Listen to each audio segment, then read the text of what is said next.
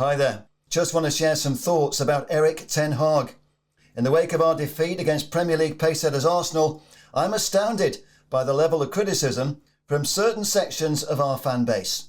Some noisy fans have short memories, and it's a sign of the times that defeat by the Gunners on the back of 2 points dropped at Crystal Palace has triggered the keyboard warriors who simply just don't see what's happening before our very eyes.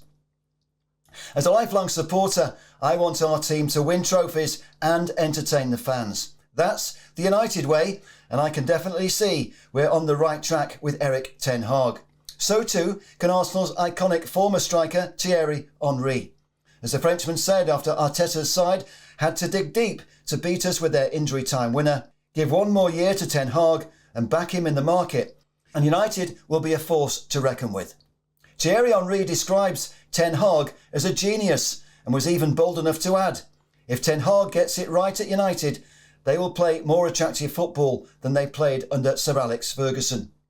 Well, it'll take some going to top the beautiful football we saw under Fergie, but I do share the optimism that United are definitely on the right track.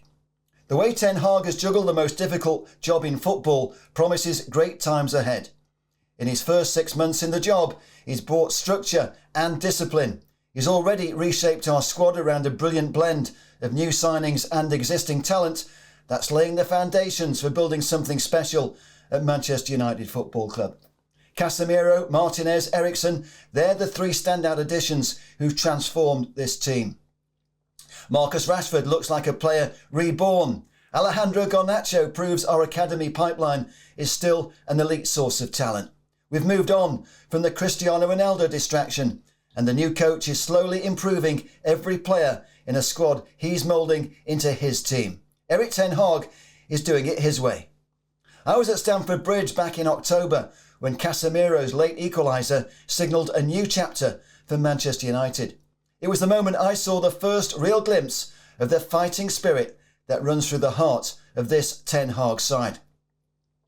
As I said weeks ago on this channel, Lisandro Martinez is going to be a cult hero at this football club for many years to come. His goal at Arsenal on Sunday underlined the character our World Cup winner brings to this football club. He's a real warrior and he celebrates like one of us. Brilliant. Erik Ten Hag knew the critics didn't know what he knows when they said the butcher is just too small to succeed in the Premier League. This guy has the heart of a lion. And like our iconic warrior of the past, Nobby Stiles, Martinez is going to be a giant of the game. So too is Erik Ten Hag, in my humble opinion. No doubt about it. Everything Ten Hag does and says is all about winning. He already reminds me of Sir Alex Ferguson in that respect.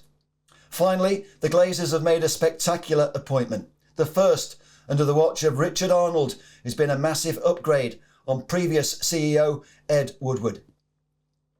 But what happens next in the fight for ownership of our football club will determine the whole identity of Manchester United for the next generation and beyond. I dearly hope that Ten Hag's revolution is not corrupted by the club falling into the hands of the wrong owners. We don't need to sell our soul to bring the good times back to Old Trafford. I've already stated my opposition to United being swallowed up by a sports-washing Gulf state or the American alternatives of a multinational conglomerate or a US investment fund.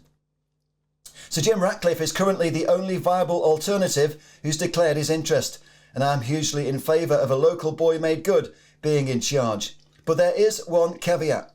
Any new owner must be in tune with the fans. Ideally, I'd like to see a fan ownership model in place, and at the very least, I'd urge Sir Jim and any other serious bidder to present a manifesto to the fans. A great suggestion I've first heard Gary Neville call for, and as he often does, Gary talks a lot of sense. I have seen a growing amount of opposition to Sir Jim's company Ineos underwriting Ratcliffe's bid for Manchester United Football Club. And the way to get the fans on board is to spell out the intentions for how our football club will be run by new owners in a manifesto. Get that right, and with Erik Ten Hag in the driving seat, Manchester United Football Club really will be back in business.